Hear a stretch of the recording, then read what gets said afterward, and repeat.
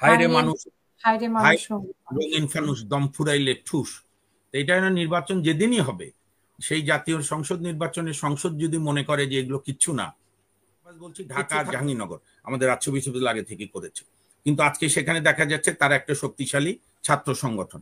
এই জন্যই আমি যেটা ছোটবেলা থেকে বিশ্বাস করি, আমার রাজনৈতিক শিক্ষা আমাকে যেটা দেয়, কোনো রাজনীতিকে নিষিদ্ধ করে মাইরধর দিয়ে রাজনীতি থামানো করবে না। হ্যাঁ, জামাত শিবির গিয়ার আপ হবে, সেটি তাদের জন্য হয়তো তাদের জন্য মঙ্গল, কিন্তু ছাত্র রাজনীতির ভোটে হলে মাহমুদুর রহমান মান্না আজকে প্রধানমন্ত্রী থাকতো, তার আগে মুজাহিদ ইসলাম সেলিম থাকতো। ডাকসু ভোট দিয়ে জাতীয় বিরক্তি করব না। আর আমাদের প্রিয় দর্শক বন্ধু জহুরুল সাহেব যে অনেকগুলো প্রশ্ন করেছেন, এখন উত্তর দিতে গেলে অনেকক্ষণ লাগবে, বরং আমি তাকে একটা বিনয়ের সঙ্গে পরামর্শ দেই। মুক্তিযোদ্ধা রাষ্ট্রপতি জিয়াউর রহমানের আমলে হাসান হাফিজুর রহমান সম্পাদিত স্বাধীনতার দলিলপত্র 15 খণ্ড আছে, যেটা বেগম জিয়া যখন দ্বিতীয়বার প্রধানমন্ত্রী হয়েছিলেন 2003 সালে, সেইটার এডিশন আবার আপ টু ডেট করে বের হয়েছে হাক্কানি পাবলিশার্স থেকে। ওইটা একটু কষ্ট করে কিনে নিয়ে পড়ুক, অনেক প্রশ্নের উত্তর পাবে। আর সাবেক রাষ্ট্রপতি জিয়াউর রহমান সাহেবের 74 সালে, এটা আমাদের যে কোনো বড় লাইব্রেরি, ঢাকা বিশ্ববিদ্যালয় লাইব্রেরির আর্কাইভে গেলে উনি পাবেন। জিয়াউর রহমান সাহেব 74 সালের মার্চ মাসে তদানীন্তন দৈনিক বাংলায় একটা নিবন্ধ লিখেছিলেন, আর্মি ডেপুটি চিফ থাকা অবস্থায়, একটি জাতির জন্ম, কিভাবে বাংলাদেশ স্বাধীন হয়েছিল, জিয়াউর রহমান সাহেব লিখেছিল। ওইটা পড়ুক, তাহলে ইতিহাস অনেক জানতে পারবে। এখন ওনাকে ইতিহাস পড়াতে গেলে আমার অন্য বিষয় বলা হবে না, আশা রাখি উনি পড়ে তারপরে নিজেকে সমৃদ্ধ করবেন। এখন যে বিষয়টি আপনি প্রশ্ন করলেন, একটা তো আপনার আলোচনার বিষয় যে জুলাই সনদে 3 দলের 3 ধরনের, জুলাই সনদই তো এখনো হয়নি। বারংবার সো কল্ড হারুনের ভাতের হোটেল বন্ধ হয়েছে, আলী রিয়াজের স্যান্ডউইচ আর ইন্টারকন্টিনেন্টাল হোটেলের খাবারের দোকান চালু আছে, আগামীকালও বোধহয় বসবে আবার। ওই যে নদী কমিশন নাস্তা করা যায়, তারপরে নীলা হোটেল আছে। হ্যাঁ বলছি। তো ওই যে নদী কমিশনের সাবেক চেয়ারম্যান আমাদের সারোয়ার ভাই আশরাফ সাহেব সবারই প্রিয় পরিচিত, শেখ হাসিনার আমলে অত্যন্ত সাহসী ভূমিকা নিয়েছে। উনি আজকে একটা টক শোয়ে বলছিল যে এই আলী রিয়াজ এই সব রাজনৈতিক দলগুলোকে এই সংস্কার আর জুলাই সনদ নামক মরিচিকার পিছনে আটকে রেখে ঘন্টার পর ঘন্টা ওদিকে চট্টগ্রাম বন্দর দিয়ে দিয়েছে, কোন মার্কিন কোম্পানির সঙ্গে 15 বছরের চুক্তি করেছে, অর্থাৎ যা যা ইউনূস সাহেবের করার দরকার করছে। তো এইখানে আপনার আমি আমার লার্নেড কলিগ এবং আমার অগ্রজ সিনিয়র মানুষ ব্যারিস্টার সারোয়ার ভাইয়ের সঙ্গে একদম একমত, জুলাই সনদ হবে না। আর আরেকটা বিষয় আমার স্কুল টিচার আমাকে শিখিয়েছিল যে মূর্খদের গ্রাম নাই, সব গ্রামই মূর্খ থাকে। মূর্খদের কিন্তু ফিক্সড গ্রাম নাই হাসিনা, সব গ্রামই মূর্খ থাকে। এই যে কালকে দেখলাম সালাউদ্দিন সাহেবও বলছে আইন আলাপ, এই আপনার এইটুক যদি বুঝতে আমাকে দুঃখ লাগে, এরাই যদি এই সালাউদ্দিন সাহেব থেকে শুরু করে অন্য সব দল, এরাই যদি আমাদের নেতৃত্ব দেয়, তাহলে তো জাতির সামনে দুর্ভাবনা তো আছে, আরো দুর্ভাবনা আসবে। সোজা বাংলায় আপনি এখন যাই করবেন, আগামী সংসদ নির্বাচনে যারা বিজয়ী দল হবে বা আমাদের জাতীয় সংসদ, তারা যদি এগুলো একটাও অনুমোদন না দেয়, তাহলে সব হয়ে যাবে ফানুস। ওই যে বিখ্যাত গান ছিল না, এন্ড্রু কিশোর মারা গেছেন, অসাধারণ শিল্পী, হায়রে মানুষ, রঙিন ফানুস দম ফুরাইলে ঠুস।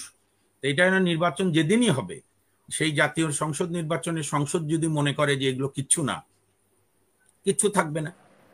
এইটা নিয়ে এখন আজকে দেখলাম জামাত ইসলাম, ইসলামী আন্দোলন আর খেলাফত মজলিস, তারা কমন দাবি দিয়ে 5 দফা দাবি দিয়েছে।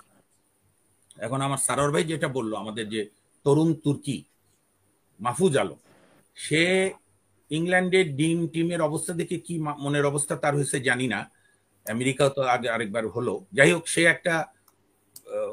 একটা স্ট্যাটাস দিয়ে বলল যে অল ইংরেজিতে, যার বাংলা হচ্ছে অলরেডি 6টা মধুদিবাদী দল আছে, হাফ ডজন, আরেকটা দল হওয়ার দরকার নেই। সেখান থেকে এনসিপি, এই যে প্রথম আলো খবর দিয়েছিল এবং আমিও জানি, আমরা রাজনৈতিক সচেতন আইনজীবী হিসাবে, 8 দল একটা ঠিক হয়েছিল, একটা ঐক্য জোট হবে, লাগাতার আন্দোলন করবে। সেখান থেকে 5 দল অ্যাকচুয়ালি বের হয়ে গেছে। এখন জামাত আছে, ইসলামী আন্দোলন আছে, আর আছে আপনার খেলাফত মজলিস। এখন এনসিপি কাউকে ডাকলে আপনি প্রশ্ন করেন তারা কেন এই আন্দোলন থেকে সরে আসলো, আলাপ আলোচনা করে। আমি জানি তারা বৈঠকও বসেছিল, গণ অধিকার পরিষদ আর সৈয়দ আবদুল্লাহ তাহের ভাই অত্যন্ত সজ্জন মানুষ, জামাতের সিনিয়র নায়েবে আমির, জনপ্রিয় ব্যক্তি। উনি বৈরী পরিবেশেও এমপি হয়েছেন, বোধহয় মেডিকেল কলেজ ছাত্র সংসদের ভিপিও হয়েছিল শিবিরের পরিচয়। সেই কিন্তু এই আমার বাংলাদেশটা করেছিল যখন জামাতের রাজনীতি নিবন্ধন ভেঙে গিয়েছিল, হারিয়ে গিয়েছিল। অর্থাৎ একটা সেকেন্ড আউটলেট রাখা, যে একটা আরেকটা বিকল্প ফোর্স। তো জামাতের এখন অনেক আউটলেট আছে, নানা ধরনের আউটলেট আছে। তো তারা তাদের রাজনীতি করুক। আমি আমার ভাই সরার ভাইয়ের সঙ্গে একদম একমত যে যে কোনো রাজনীতিকে মোকাবেলা করতে গেলে আপনি উন্নত রাজনীতি উপহার দেবে এবং জনগণ দ্বারা ধিকৃত হতে হবে। আপনি মেরে ধরে কাউকে কমাতে পারবেন না, তাহলে ইসলামী ছাত্র শিবির বাংলাদেশে থাকতেই পারত না।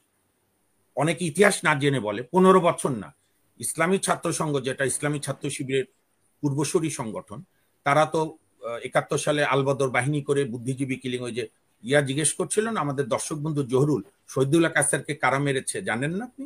14 ডিসেম্বরে বুদ্ধিজীবী দিবস, বুদ্ধিজীবী হত্যাকাণ্ডের শিকার হয়েছেন শহীদুল্লাহ কায়সার। তো এখন তারপরে যখন ইসলামী ছাত্র শিবির উন্মেষ ঘটল, জিয়াউর রহমান সাহেবের সবাইকে রাজনীতি করার সুযোগ দেওয়ার ওই রাজনৈতিক তত্ত্বে, তো তখন তো তারা অপরাজয় বাংলা ভাঙতে গেছিল 77-এর শেষে। আমাদের তখনকার ছাত্র ইউনিয়ন, ছাত্রলীগ, জাসদের নেতা, ছাত্র নেতারা প্রতিহত করছিল। ওই সারোয়ার ভাইকে বলি, আশরাফ সাহেবকে বলি, চেনেন কিনা, এখন জাহিদুল বারী সাহেব আছে সিনিয়র অ্যাডভোকেট, উনি বলতে পারবে ওই ঘটনা।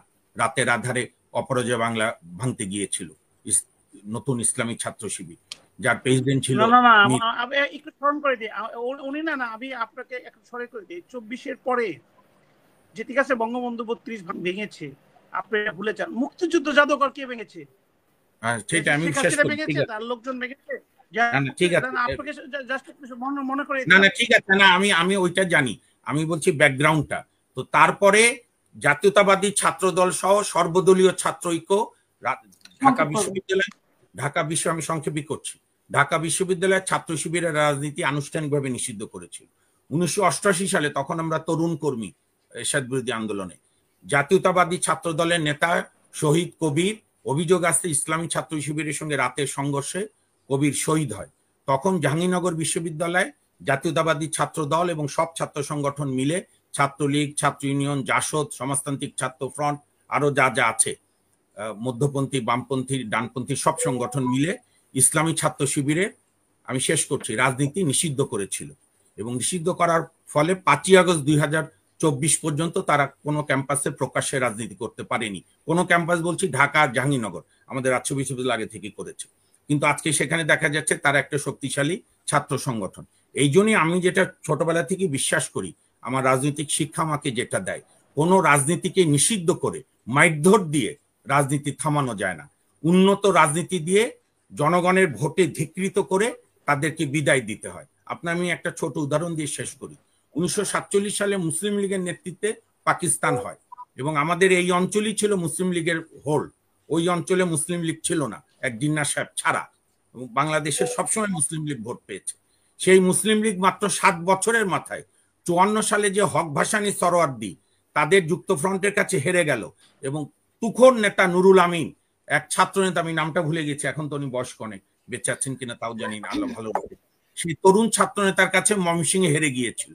এবং মুসলিম লীগ ওই যে জনতার কাছে ধিকৃত হয়ে রাজনীতিতে অপ্রাসঙ্গিক হয়ে পড়লো।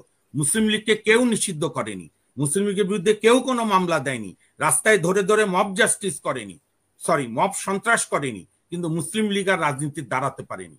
কিন্তু যখন আপনি একটি রাজনৈতিক দলকে মারের উপযোগ্য করে দেবেন, আপনি তার বিরুদ্ধে মামলা না করে তাকে যেখানে সেখানে ধরে মারবেন, তখন ওই যে ইসলামী ছাত্র শিবির, জামাতের মতো তারা শক্তিশালী হবে। কাজেই আমাদের সবাইকে রাজনীতি দিয়ে রাজনীতিকে মোকাবেলা করতে হবে, আদর্শ দিয়ে পাল্টা আদর্শ। সারোয়ার ভাই ঠিকই বলেছে, উন্নত আদর্শ দিতে হবে, যে না, আমরা একটা উদার গণতান্ত্রিক বাংলাদেশ। এবং বিএনপি, আমি অনেক ভেবে দেখেছি, বিএনপি কেন কোনো নিষিদ্ধের রাজনীতিতে বিএনপি সহজে একমত হয় না। কারণ বিএনপির ডিএনএ তো নিষিদ্ধ রাজনীতি নেই। বিএনপির যিনি প্রতিষ্ঠাতা জিয়াউর রহমান সাহেব সামরিক শাসক হয়ে, মানুষ তো গণতন্ত্র হত্যা করে সামরিক শাসকরা, আর উনি সামরিক শাসক থেকে গণতান্ত্রিক ব্যবস্থা চালু করেছিলেন। তিনি তার বিশ্বাস ছিল শত ফুল ফুটতে দাও। এই জন্য যেরকম গোলাম আজমকে পাকিস্তান থেকে আসার অনুমতি দিয়েছে, দিল্লি থেকে শেখ হাসিনাকে আসার অনুমতি দিয়েছে। সব দলের সঙ্গে ফাইট করেই উনি বিএনপিকে জনগণের কাছে নন্দিত করতে চেয়েছে, যেটি পরবর্তীকালে তার সুযোগ্য সহধর্মিনী 91, 96 বা 2001-06 বা টোটাল আন্দোলনে বেগম জিয়া সেই বহু মানে ইনক্লুসিভ রাজনীতির পরিচয় দিয়েছে। কাজী বাংলাদেশে আপনার ইনক্লুসিভ রাজনীতি করতে হবে। ধর্ম অত্যন্ত পবিত্র জিনিস, বাঙালি খুবই ধর্মভীরু, যে কোনো বক্তৃতা শুনলো, আজান শুনলে সবাই থেমে যায়। আমরা জাতিগতভাবেই ধর্মভীরু, আবার তাই বলে ধর্মান্ধ না। এই যে দুর্গাপূজায় কোনোদিন কোনো সাধারণ মানুষ, প্রকৃত মুসল্লিরা দুর্গাপূজায় আঘাত করে, দুর্গাপূজায় যারাই করেছে রাজনৈতিক স্বার্থে, রাজনৈতিক দলবাজির কারণে। কাজে শেষ কথা হচ্ছে, জুলাই সনদ টনদ নিয়ে সময় নষ্ট করে লাভ নাই, নির্বাচনের পরিবেশ গড়ে তুলতে হবে। আর আমি বিএনপির কাছে বিএনপির একজন অত্যন্ত দূরবর্তী সমর্থক। আমি বিএনপি রাজনীতি কোনোদিন করিনি, বরং অনেক ক্ষেত্রে বিরোধিতা করেছি, এখনো করব যদি ওনারা অন্যায় করে। কিন্তু তারপরও আওয়ামী লীগ যেহেতু ইনঅ্যাক্টিভ, রাজনীতিতে নিষিদ্ধ, একটি জনবান্ধব, একটি জিয়াউর রহমানের মতো সর্বদল মতকে নিয়ে দল করা দল বিএনপি, সেই বিএনপির উচিত হবে একটি উদার গণতান্ত্রিক রাষ্ট্র বিনির্মাণে তাদের যেগুলো ত্রুটি আছে সেগুলোকে দূর করে সামনের দিকে এগিয়ে যাবে। আমি সারোয়ার ভাইয়ের সঙ্গে বিনয়ের সঙ্গে দ্বিমত করে বলি, ডাকসু জাকসু নির্বাচনের কোনো প্রভাব জাতীয় ভোটে পড়বে না। হ্যাঁ, জামাত শিবির গিয়ার আপ হবে, সেটি তাদের জন্য হয়তো তাদের জন্য মঙ্গল, কিন্তু ছাত্র রাজনীতির ভোটে হলে মাহমুদুর রহমান মান্না আজকে প্রধানমন্ত্রী থাকতো, তার আগে মুজাহিদ ইসলাম সেলিম থাকতো। ডাকসু ভোট দিয়ে জাতীয় ভোট হয় না। ধন্যবাদ। অসংখ্য ধন্যবাদ। আমি ব্যারিস্টার আশরাফুল ইসলাম।